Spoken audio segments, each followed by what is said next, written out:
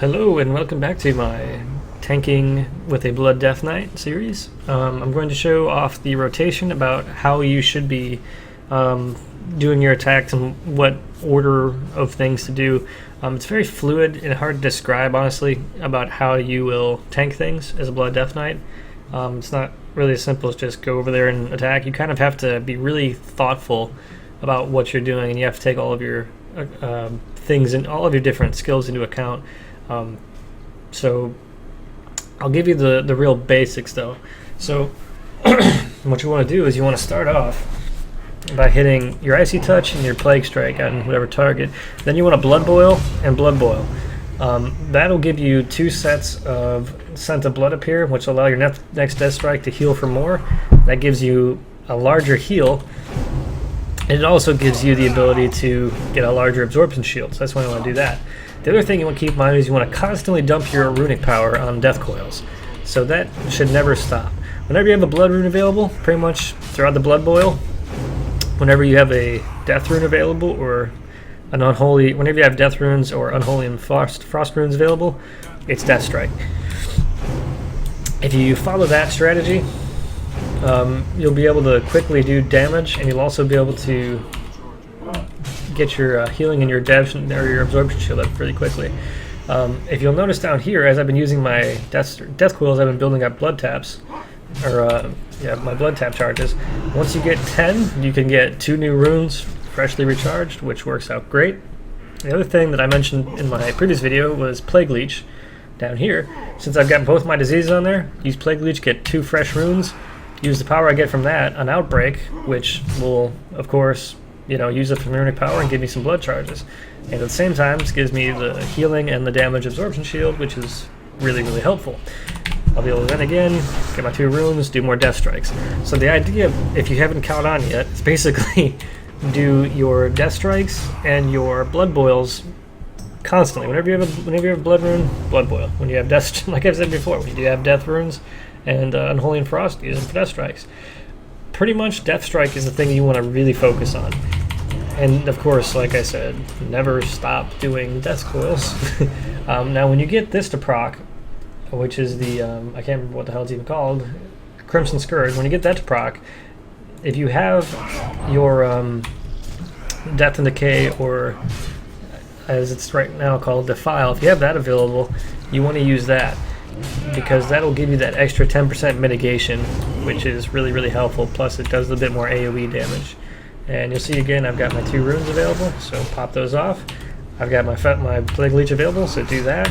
Throw out my Pestilence to spread my diseases back out. And then there's my 2 runes up again. I've got this available. I don't have my Defile up at the time, so I just blood boiled and continue using all my stuff. And this goes really, really well. The other thing you want to look at is, once my Plague Leech comes back up, since I've got 3 enemies here, I don't necessarily have to use Pestilence. I could use my Plague Leech, get my 2 runes, use it up, and then hit Blood Boil, and since these other 2 are currently infected, they'll affect that one. So you don't always have to use Outbreak, as long as you're around other targets. I'm calling it Pestilence. I meant to say Outbreak, because they've changed the name of the things now. Actually, it used to be, Outbreak used to be a thing was it Pestilence? I don't remember. That was back in the Cataclysm and Wrath of the Lich King days. But anyway, that's basically how the rotation goes. If you ever get stuck at a point where you're getting a little bit confused on your blood taps, I mean, don't stop using Death Strikes. Like, Death Strike is pretty much your only way of mitigation. So you want to constantly be using Death Strike, and you want to constantly keep your diseases up and use up your blood runes as much as you can. Each blood boil, and also for that matter, Soul Reaper you use, is going to increase the healing and absorption shield that you get from your next Death Strike. So all of your talents kind of have to work together, and you kind of have to just keep them going and never stop. Now that I've kind of shown you the general rotation of it, another thing to keep in mind is you want to keep up things like Bone Shield. I've got mine on a macro key, so that it's easier for me to do. You want to keep that up whenever you possibly can. Whenever you're using that, I usually turn it on a little bit, like basically whenever it's available. If I'm in the middle of a fight, I'm not gonna bring it back up unless the current one's dead, like out of charges. But you'll typically bring it up whenever it's available outside of a fight. That way in the middle of the fight, you can always bring it up quicker, the way that the cooldown works. When it comes to things like Empower Rune Weapon, that's actually a really good skill. I typically save that for if I'm in a spot where my healer is having trouble, because let's say I use up all my runes real quick. I'm going along with my rotation. All of a sudden, healer drops down or something. I can, say, uh-oh, pull my diseases off, get 2 fresh runes, do everything I gotta do. Now I got 2 more sets of runes that I can use, and I can heal myself for a pretty good chunk of health right there. I mean, right there is 25,000. I could pull off maybe 4 or 5 death strikes in a matter of like 2 to 3 seconds. So you gotta figure out it's gonna be somewhere around 125,000 health, which is a good chunk. It's over half my, well, it's almost half of my maximum, which is pretty good. When it comes to things that, like, Dark Simulacrum used to be a useful talent. It is still situationally useful. I haven't found anything lately in the newer dungeons yet that can be exploited, but I'm sure somewhere, somehow, somebody will find a way to exploit some ridiculous skill that one of the mobs has. Dancing Rune Weapon, when you want to use that also as a... I don't really use it so much as an emergency as much as when I just want to do a bit more damage.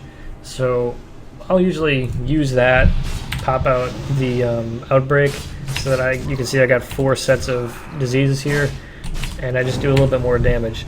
And that's pretty much it. It also increases a chance to parry, so that can be another thing that you can use as a defensive cooldown, although I rarely use it that way myself.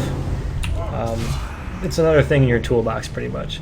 Icebound Fortitude, basically, if you're getting low on health, it's a good time to use it.